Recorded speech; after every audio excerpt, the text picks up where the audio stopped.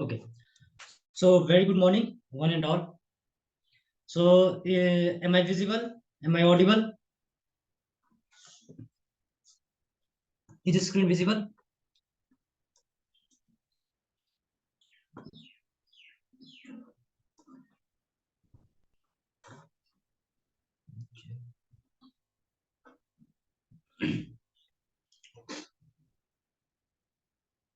So in the last class, we were discussing about the antibiotic serum and the vaccine. So we have covered about what is antibiotic, what was the serum, how does the serum used to take produced in the animals, what is serums, what is toxins, and what is antitoxins, then how in earlier days the serum used to be produced, like in horses we have seen the first the bacterial toxin used to be injected in the horses. After then that horse used to be produce some antitoxin against that toxin, and after all what happened, the serum, when the antitoxin released in the horse bloodstream, they used to, the scientists used to be inject from they used to be extract that serum from the horse's blood. After then they extract that blood. So that was a straw colored liquid, that serum, and after that they extracted from this and they produce serum. Like that the snake bite, the anti venom, after the snake bite, when the venom inject the when venom inject when venom inject the mm, their poisonous toxins in the humans, then that anti venom used to be injected, that is serum. So nowadays the Escherichia coli, like that is a bacteria. So like in the earlier classes also I have said you that I told you that the insulin earlier was used to be produced from the pig pancreas, but now that gene that was responsible for the production of that insulin, that the same gene is transferred to the bacteria, and now that bacteria is producing that insulin that is using for a commercial purpose in the medical science. Okay. So there so there were some few serum compounds that was produced by genetically modified bacteria are that blood clotting factor 8 for the treatment of hemophilia A, then factor 9 for the treatment of hemophilia B. So there are some blood clotting factor in which the in serum there is blood clotting factor. So in blood clotting factor 8, that is used for the hemophilia A treatment, and the factor 9 of the serum that is used for the hemophilia B. So now we are going to discuss about the vaccines. So now we are going to talk about the vaccines, like we have seen the antibiotic, then serum, then the vaccinations. So I think everybody knows about what is vaccine and what is the vaccinations, as that was a widespread, like we have seen that in the COVID just 2 years back. Or so we have seen everybody knows, even the little kids like 6 7 years kids also know what is vaccine, because that was the very common words which were using on that time, that COVID time. So what is the vaccine? So that is vaccine is generally for the immunizations. Okay, for the immunization, the first vaccine was produced for the that is for the that first vaccine is produced from the cow. Okay, so vaccine is generally from vacina. Vacina is a word that means that is the European words. So vacina means cow. So the first vaccine was produced from the cow, because from that vacina, that word is derived from vaccine. Okay, so a preparation consisting of weakened germ or dead germ substances. Okay, so there was chemicals which we can inject in our body, like it prepare our body to fight from the germs, and from the fight from the relevant virus or specific virus, or for the specific bacterial or fungal spores. Okay, so first, for example, if how COVID was if you talk about COVID, that was very usual. So we can understand what is the use of vaccination. See, the vaccination was used before the people get disease. Okay, so when we get, we were, everyone was getting vaccines. Okay, everyone was goes through the mass vaccinations. So why before vaccinations was were we were getting vaccines before, we were getting vaccines before disease or after disease? No, we get vaccines before disease. Why? Because see, the COVID virus was spread throughout the world. The COVID virus was spread throughout the world, and their contaminations, like there was some reproductive, like R0 factor is there. R0 factor, that is report to that, that R0 factor, the ability of that virus, that how it can transfer from one person to how many person it can go transfer, that is denoted by R0 factor. So that is the vaccinations. What happened? See, the COVID, the virus was spread throughout the world. We even don't know that who have got infected and who have not got infected, because there was some symptomatic infections. Like if I get infected from the virus, after 7 days, that I'm already infected, I'm spreading a lot of virus. But after 7 days, after testing, so that is called is asymptomatic behavior. Asymptomatic behavior. So asymptomatic behavior is something like that people is already affected by the virus. He's also spreading a virus. But if you go for the checkup, if you go for the medical diagnosis, you it founds that there is no symptoms you are going to found in that affected persons.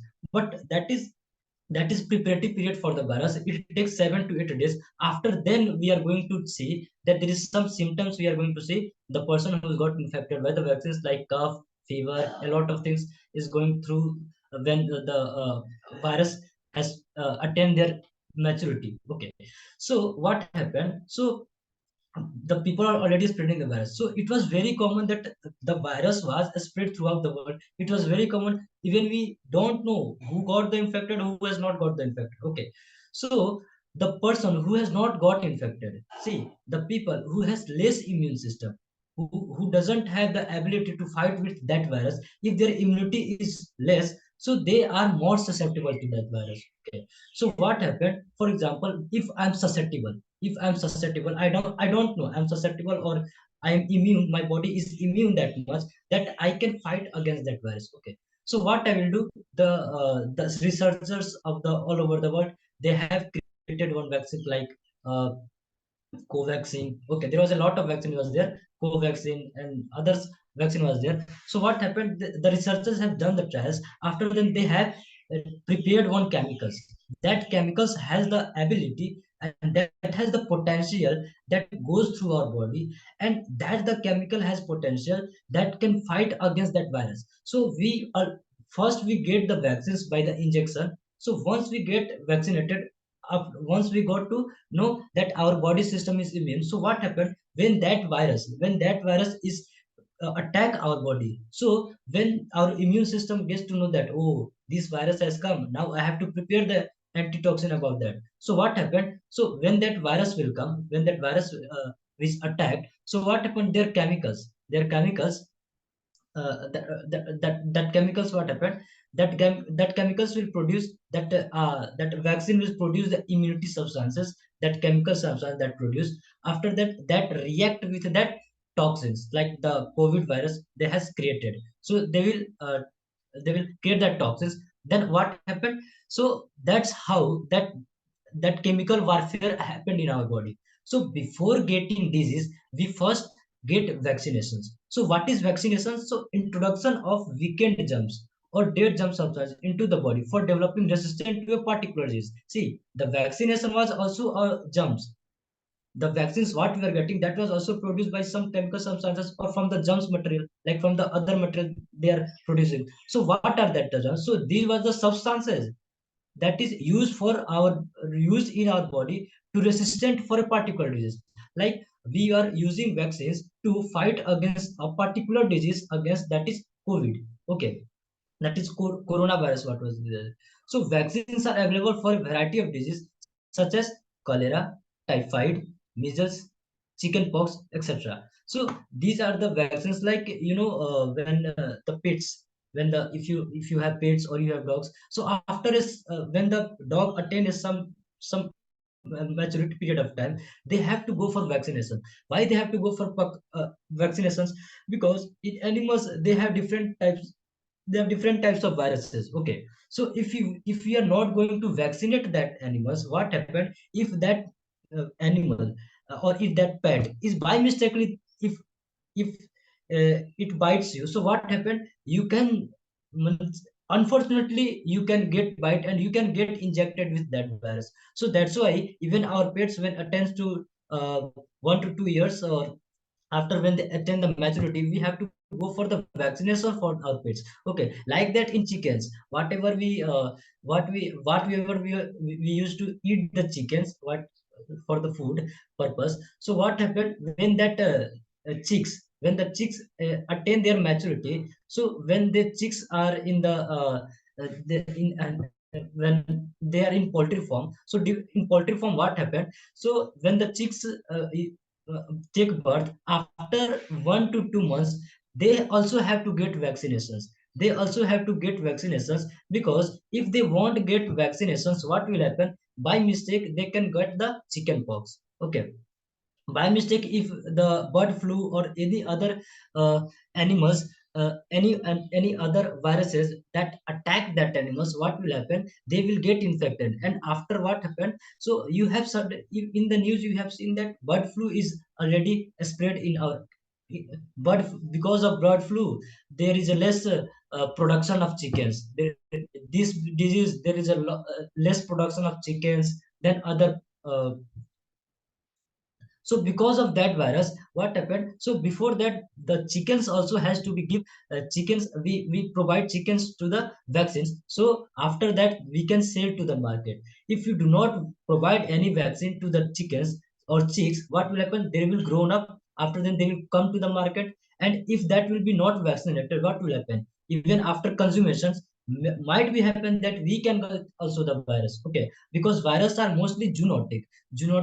Viruses are those viruses, or zoonotic germs are those germs which can that is the disease that is transferred from animal to animal. Okay, that is called zoonotic viruses or zoonotic disease. So for the like examples, if any virus that is, if any virus like that can transfer from cats to the dogs to the animals, okay, to the mammals to the humans, so we can say that is zoonotic virus. Okay, so that is zoonotic virus. So in injecting them into the body, the person get the disease in mild form,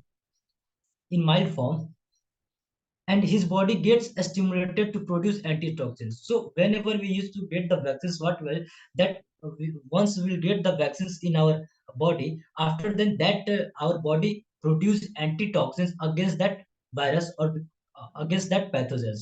So the antitoxins provide immunity against any future attack of the particular disease germs. So any disease attack, like, okay, so that was so if we have get the vaccinations, if we are already vaccinated, what will happen, if after any disease will attack to our body, that uh, that that vaccine which has injected in our body, it will produce antitoxin against that virus, that or against that disease, because that disease also produces some chemicals, right? They are also producing some toxins, as we have discussed in earlier classes. As toxins produced by the virus or by the diseases, they have the ability to kill our cells, like WBC, RBC, they have to kill our cells. After killing, so because of that, our body produce some antitoxin about that toxins. Okay, so once they will release the toxins, they will that our the antitoxin which is released by our immune system, that will neutralize the other toxins that was the pathogenic. Okay, so that was the role of the vaccines in our body. So two common vaccines obtained by growing bacteria are as follows. So there are some vaccines that was producing by the bacteria. The first one is killed bacteria, that is TAB vaccines for typhoid. Okay, that living weakened bacteria, that BCG vaccine for tuberculosis. So BCG TAB, these are TAB vaccine for typhoid. So what happened, the when the in the village area, what happened, the child, the kids. So there is a lot of program scheme is run by the government, by the state government. So in the village area, when in Anganwadi generally, what happened, the government provide Anganwadi workers, that the children whose age is from 1 to 6 years. So they have one card. Okay, they have one health card. On that card, they have mentions that this child has to be get vaccinated with these things. Like polio. Everybody used to get polio. So when we are in the child period, we are in the kid period, on that time also we are getting polio. So you have seen, I don't know you have seen or not, but when I was traveling across the country, so on that time I used to find that a, a mass vaccination was going against the disease of polio. So the polio was, now the polio was not that much of a concern for the government or for concern for the world, because of that mass vaccination of polio. So polio, how you are getting, so yeah, there was one slogan like that, दो बूंद की जिंदगी, ठीक है. So what, like the 2 drops of the polio if we get, that we can not that polio vaccine what we are getting, that was also producing antitoxin against that polio virus. So that's why the polio is totally eradicated from our country, and that was the record of our country, that polio is totally eradicated. And if there is polio, you can see on the travel, like the health workers, they, you can find everywhere. If you go airport, if you go in the village area, that Anganwadi workers get training, and they are providing the polio vaccines to the child. So even in the village area today, even the that health worker used to visit the village, and what happened, they give 2 drops of polio in the uh, kids. Okay, so because to that their body, the child's body, that kid's body will develop some antitoxin against the polio. Because of polio, there was a lot of uh, uh, there was a lot of mortality people have found. Okay, so that is the role of the vaccines. So what we are talking about, BCG. So BCG were the vaccines, that was the living bacteria, that was a living weakened bacteria. So see, as we told about, that a vaccine is produced by 2 means. That one is killed bacteria, that bacteria is already killed. After killing of bacteria, we are providing that vaccines. Okay, and one is living weakened bacteria. We are giving bacteria that is in weak form, and that is living form, that is VCG vaccine for the tuberculosis. So the TB disease was very common in India, but now also TB also has minimized, like it also in nearer for the eradications with TB. There are very common things that was in India, but now TB is also eradicated, not totally eradicated, but we are nearer to eradicated TB, because even the kids form, because of the mass vaccination of polio or the mass vaccination of BCG vaccine in the rural areas, that tuberculosis is already eradicated. So 2 types of common we obtain from the bacteria, that is killed bacteria and the living wicked bacteria. Then we'll discuss about what is toxoids. Okay, toxoids. So toxoids are the inactivated toxins of the particular bacteria. Okay, so what are the toxins? These are the inactivated toxins. Okay, there are some toxins that is activated and the toxins which are not activated. Okay, so the toxoids are the inactivated toxins of the particular bacteria, which can stimulate the production of the respective antibodies, such as those for producing immunity against diphtheria and tetanus. So diphtheria is also disease, and the tetanus is also disease. So what is toxoids? So these are the inactivated toxins of the particular bacteria, which has the capacity to produce antibodies, uh, which which has a capacity to produce antibodies for producing immunity against diphtheria and tetanus. So we have seen toxins.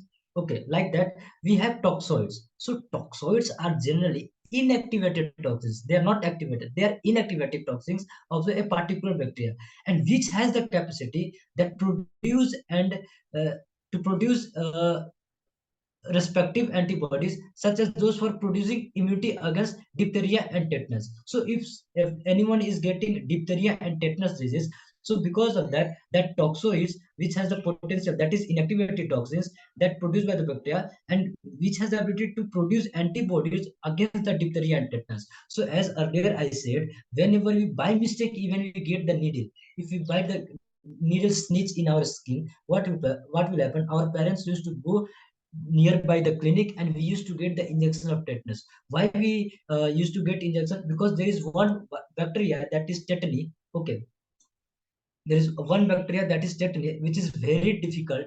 So what happened, if if our skin is by mistake our skin is pierced by one needle, so what will happen? The bacteria is also available in the form of a spore. Okay, so what will happen? But they are very minute, so they can enter in our skin. If they once they will enter in our skin, they start multiplying in our blood cell, they start multiply in our body. So because of that, we have to get injection of the tetanus. That tetanus will have the ability, that has the capacity, that is inactivated, that has the capacity to uh, produce antibody against that tetany bacteria. Okay, and after that, antibodies neutralize that toxins. Okay, that the toxins of the tetany bacteria. Okay, so we will so moreover, there is in the next, in the 10th class, there is a lot of, there is separate like disease, and there is separate chapter is there for the disease. So in that car you will learn more about things, but these are the basic things about the toxoids. So now we are going to discuss about the bacteria role in agriculture. Okay, so what are the different roles of bacteria in our agriculture? Okay, we have seen that the role of bacteria.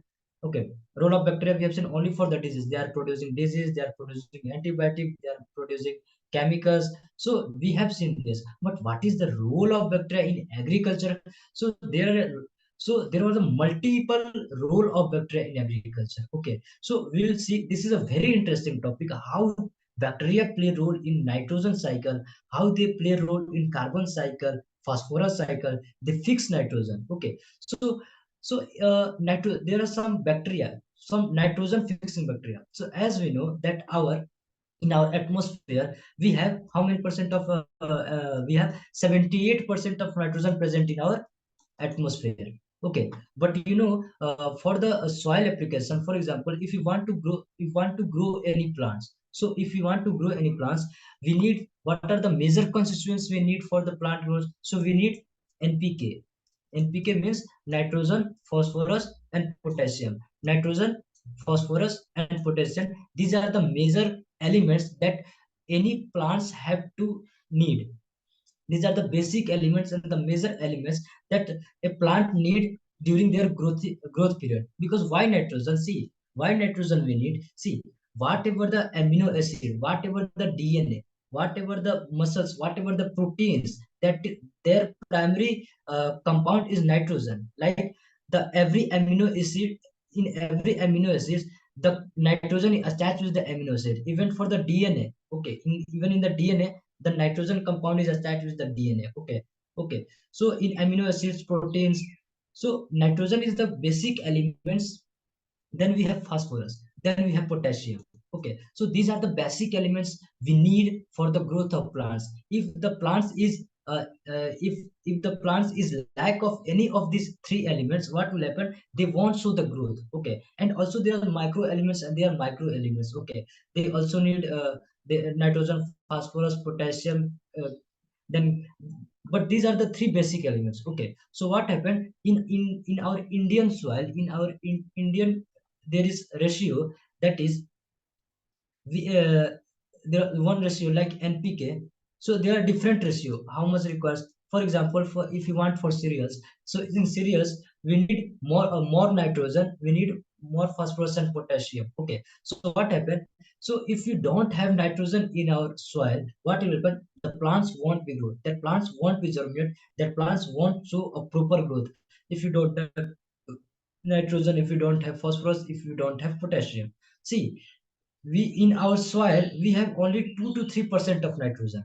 Okay, but in our atmosphere there is 78% of nitrogen. You have heard about the urea fertilizer.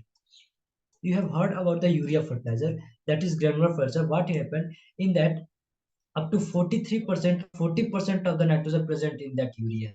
Okay, in urea, 1 kg of urea, there's a uh, 40% of nitrogen present in that. Yes. So what happens generally? So urea is generally used for the nitrogen enrichment of the soil. Okay, so what happened? See, nutrition, every year our government spend a lot of money because there is there is chemical called ammonium nitrate. So the urea is put from the ammonium nitrate, and the ammonium nitrate is a very explosive element. So because of that ammonium nitrate, uh, uh, every year our government import a lot of urea or ammonium nitrate to produce urea. So because of that, we spent a lot of money to the foreign country to get the urea. So what happened? So generally, what will happen?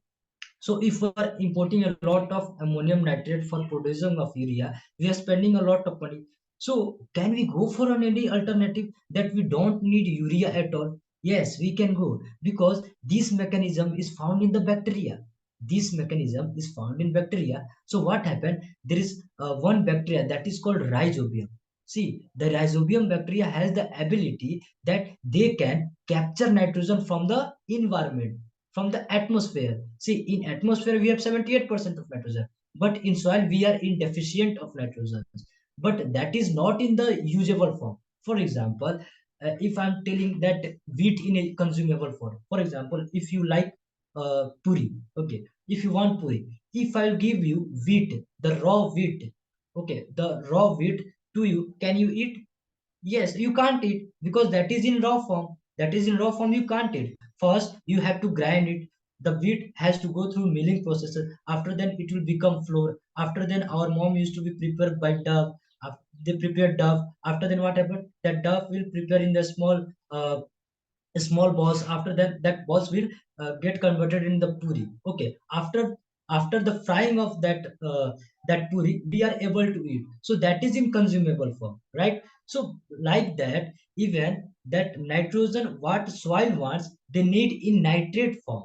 But nitrogen which is present in atmosphere, that is in gaseous form. So that's why the plants not directly consume that 78% nitrogen directly, because that is not in consumable form, right? So to get in consumable form, the rhizobium bacteria has the ability, they have the mechanism that can capture the nitrogen from the atmosphere, that can capture atmospheric nitrogen from the environment, and they can convert into the consumable form that is needed by the plants. So this is the role of bacteria. See how bacteria is playing a great role in our agriculture field. See, so we can save our export, or we can save our money which we are spending in the other countries. So that is the very important role of bacteria, that bacteria can capture the atmospheric nitrogen gas.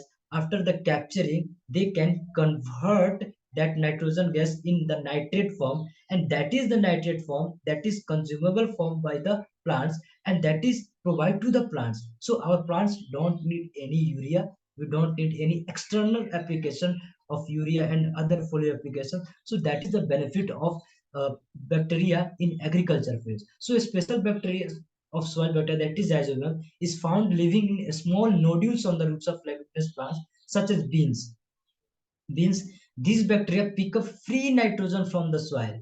These bacteria pick up free nitrogen from the soil and atmosphere and convert into soluble nitrates. Okay, soluble nitrates. What is soluble nitrates? See, we have three types of uh, uh, in solution. Solution is made up by solute and solvent. Okay, so what happens? Solute solution, then soluble form. But that plants take plants uptake their nutrients in the soluble form. Okay, so in the you will see in in the classes that is xylem and phloem is there. The vascular bundles, in vascular bundles there is one component that is xylem and phloem is there. For example, so I can give one trick, like for phloem is responsible for food transportation, mineral transportation. Phloem for the xylem, that is water transportation. So phloem for food, you can remember, and the xylem, what are the other, that is responsible for water transportation. So that the nitrate is which is taken up by the plants, that is insoluble nitrate. So that nitrate can be uptake by the plants, that is in consumable form. So these nitrates are used by the host plant and also by other plants soon later in the same soil. So that nitrate can also used by the same plant, and if the nitrate is already present in the soil and the crop is already harvested, again the nitrogen is there. So that nitrogen is also used for the other crops as well, whatever the plants we are going to see in the same field. So see, these are the nodules. See, these are the nodules. If you have seen any grams or leguminous plants, what will happen if we uproot? We are going to find a lot of nodules in them.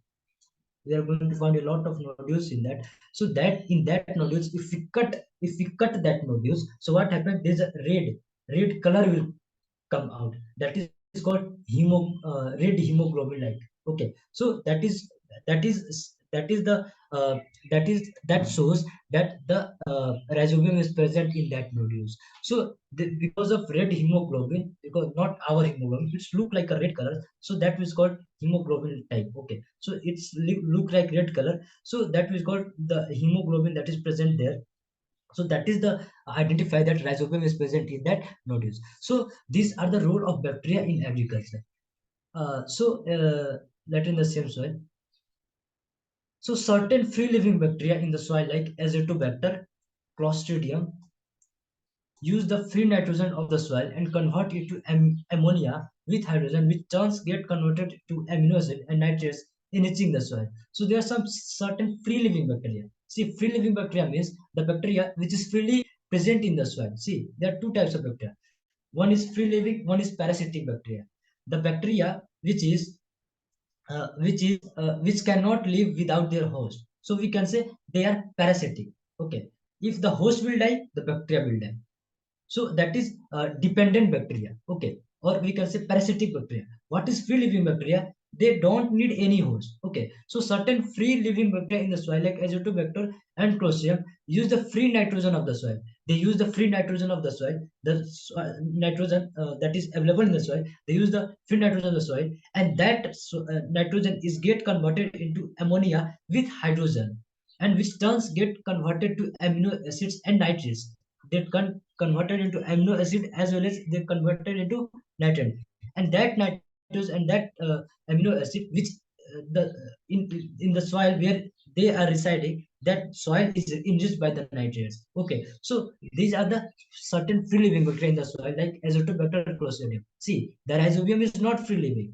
The rhizobium is not free living because rhizobium only found in leguminous plant, not in paddy plant. We are not going to find rhizobium in other crops. We are going to find rhizobium only in leguminous crop, only in the beans crop, only in the pulses crop. Okay, we are not going to find rhizobium in mango tree, lychee tree, banana tree, or paddy tree, wheat crops. In other crops, we are not going to find rhizobium because it is host specific. Okay, because it is host specific. But azotobacter and clostridium are the free living bacteria. We are going to find everywhere. Okay, so these azotobacter and clostridium, they use nitrogen that is present in the soil, and that nitrogen is that is get converted into the ammonia with the help of hydrogen, and that ammonia is get converted into amino acid and nitrate, and that nitrate that is in consumable form of the plants, and that nitrate is used by the plants, and that also enrich the soil. Okay, so that was the rule of bacteria in agriculture, that is free living bacteria, and the host specific bacteria, that is nitrogen. Okay, now we'll see nitrifying bacteria. Okay, so this one is nitrogen fixing bacteria, one is nitrifying bacteria. Okay, what is nitrifying bacteria? So plants need nitrogen for synthesizing proteins. As I already told you, if you want to build muscles, okay, if you want to build muscles, the boy used to get the gyms, they used to get the hit the gyms. So what happened on that time, the person used to tell that you have to take more proteins. If you want to get more proteins, then only you can build muscles, because the protein is the building uh, bodybuilding compound. So if we want have protein, if we are going gym, our body will ever get the shape, our body will ever get any shape like six pack, we will never get, because we don't have proteins. Then how our muscles can be built? It won't be built, right? So for the synthesizing of the, so what the person suggests that you have to take other doses of the proteins, like in the form of like there is a lot of brand is there for the proteins. Okay, for some people used to get the peanut butter, the gym people they used to avoid the junk food, they focus on the eggs. Even in the eggs they used to eat only albumin part, not in the yolk, because in yolk there is a fat is present. So people used to focus when they used to get hit the gym, so they focus a lot of things on the protein. Okay, so So for and that protein is bodybuilding compound, and that protein is made up by amino acids, and that amino acids, the compound, that amino acid uh, chemicals, that one, that nitrogen is even in that compound, nitrogen is already present. So if there will be no nitrogen, there will be no amino acid, and if there is no amino acid, there will be no any production of protein. Okay, so that is the primary, that is the role of nitrogen in the proteins. So plants need nitrogen for synthesizing proteins. See, even the plants needs proteins if they want to get protein. So how their new flowers, new birds, the birds we are talking buds, birds, and the new stems will be generated, it won't create, it won't produce, because they don't have proteins. So the plants need nitrogen for synthesizing proteins, but they cannot make use of the free atmospheric nitrogen. Why? Because they are not in consumable form, they are not in consumable form. So they can obtain it only in the form of nitrogen, they can only obtain in the form of nitrogen. So we have already discussed these things, which they absorb from the soil through roots, which can absorb soil through the roots. Okay, these nitrates are replenished in the soil by bacteria through the process of nitrifications. Same things they have repeated. So this process is called nitrification. What is nitrifications? So nitrification is like the transfer of like conversion of free atmospheric nitrogen in the nitrate form. That process is known as nitrification.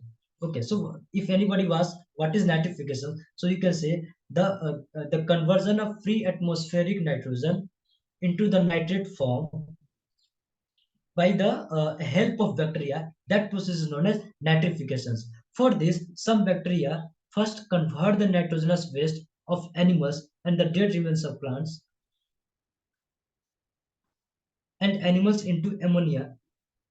Ammonia is then converted into ammonia compound, which in turns are first converted into nitrates by bacteria such as nitrosomonas, and then into nitrates by bacteria such as nitrobacter. Each of these, blah blah. Okay.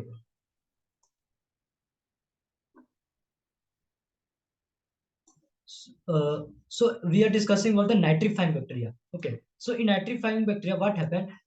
Some bacteria that first convert the nitrogenous waste of animals and dead remains of plants. See, plants, animals is all made up of what? All made up of proteins. Okay, and all proteins has the chemical constituent present, that is nitrogen. Okay, so if any animals will die, if any animals will die, if any plants will die, definitely they have the compound, they have cells, and that cells is made up of also of nitrogen, they have chemical constituents present in that. So what happened if animals and the plants will die? So what happened after some time, they will enter in the soil. Okay, if we bury any animals in the soil, what will happen after certain years, after some years, 50 years, 60 years, they will decompose. Who will decompose that? The bacteria is the only one who will decompose that. Okay, the animal residue, the waste material of animals, the waste produce of plants, the plants residue, that is also decomposed with the help of bacteria. That bacteria is called as the bacteria that is feed on the dead and decay material, that is called saprophytic bacteria. We have already learned about that. Okay, so what happened, the bacteria, what they do generally, what they do, so they feed on the dead and decay material, and they converted that dead and decay the plant material into ammonia form, and that ammonia is then converted into ammonium compounds. So if bacteria is there, if bacteria is there, so what they do? For example, the animal residue is there, animal residue is there, this bacteria is there. Okay, this bacteria, then animal and plant residue there. So what they will do, first they inject some toxins, after then they will saprophyte, they obtain nutrients, they will decompose this material, after then whatever the nutrients present was, they will uptake by the bacteria, and that will uptake in the ammonia form. After then what happened, the ammonia is then converted into ammonium compounds. That ammonia that is drawn from the bacteria, that will be get converted into ammonia compounds, which in turn are the first converted into nitrates by the bacteria such as nitrosomonas. Okay, so what happened? First, the plants, that animals, dead material, they will what they will do? They will die. After death, what will happen? So the bacteria will feed on that. That bacteria convert that material into ammonia. Okay, that ammonia get converted into ammonium compound. That ammonium compound get converted in nitrite with the help of nitrosomonas bacteria, and then into nitrates by bacteria such as nitrobacter. See, up to ammonium compound, any bacteria can do up to ammonium compound, but that ammonium compound first converted into nitrite by the nitrosomonas bacteria, and after then, once the nitrite is get converted into nitrite, so after then, first ammonia compound get converted into nitrite. After that, that nitrite is get converted into nitrate by the help of nitrogenous and nitrobacteria. So these two bacteria plays role. First, plants, animals, dead decay material. The bacteria feed on the dead decay material that convert into ammonia. That ammonia get converted into ammonium compounds. Okay, with the help of bacteria. After then, the other bacteria. Okay, that is uh, nitrosomonas. That nitrosomonas bacteria convert ammonium compounds into nitrite, and with the help of nitrobacter, that nitrite get converted into nitrate. Okay, so each of these steps is brought about by a specific bacteria. So these are the specific bacteria, and in this process there is a lot of bacteria has play different roles. Okay, so what happens, see here there's one nitrogen, so this is called nitrogen cycle. what happened what happened here? See, after the death of plants or animals, what happened? The decay of living materials like plants or dead, that will be saprophyte. What happened? So after that,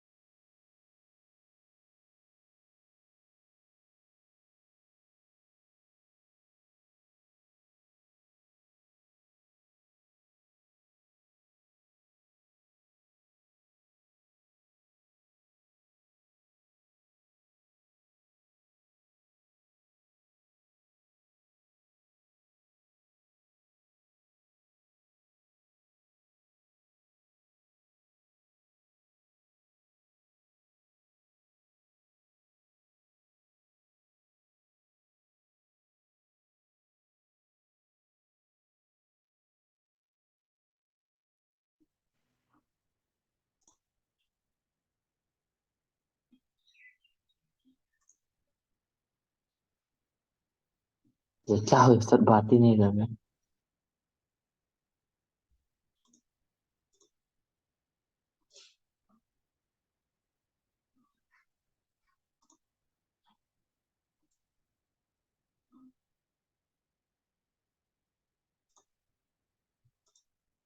so okay, we're discussing about the atmospheric nitrogen cycle. In nitrogen cycle, we're discussing about the atmospheric nitrogen.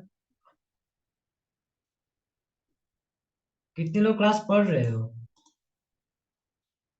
सब mobile of करके सो गए होंगे, है ना? So we're नहीं discussing about nitrogen cycle, and in that atmospheric nitrogen, what will happen?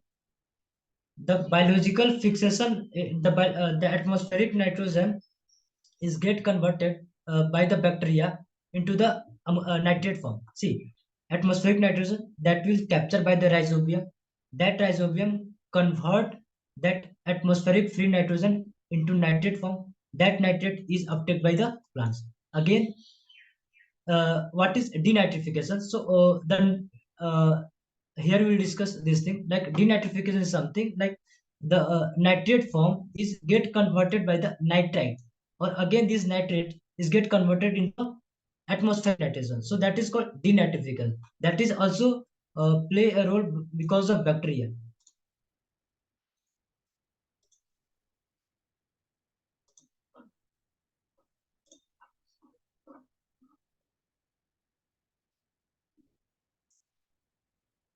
Then let's see about the denitrifying bacteria. So these are the bacteria present in the soil which break down the soil nitrates to release nitrogen gas that enters the atmosphere. See, like pseudomonas. Okay. So what they do, the nitrate that is present in the soil, that is already in the that can take up by the plants. That nitrate is get converted into the nitrogen gas. Again, they will go through the atmosphere, that is called denitrifying bacteria. So in this nitrogen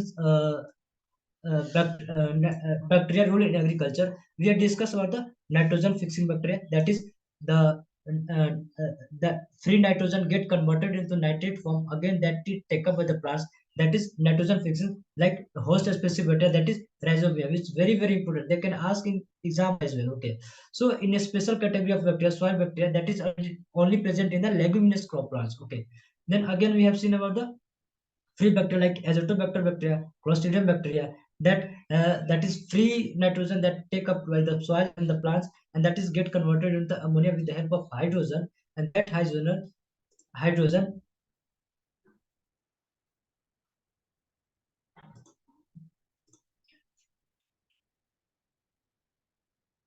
get converted into amino acid and nitrate enriching the soil. Then we have discussed about the nitrifying bacteria, the help of nitrification process takes place, nitrate takes place.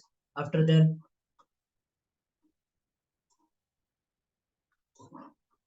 what is the role of nitrosomonas, what is the role of nitrobacter? Then we have denitrifying bacteria, that the role of pseudomonas. Okay,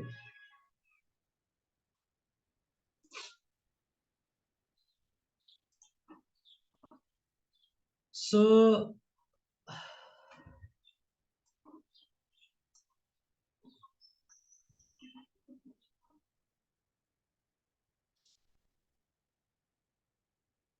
we just wrap up the class here.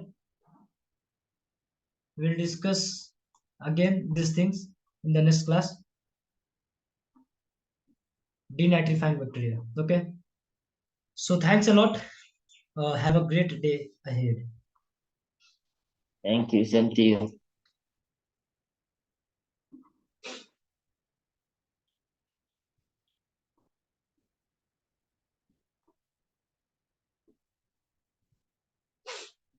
Is this a spam? What is this? Something.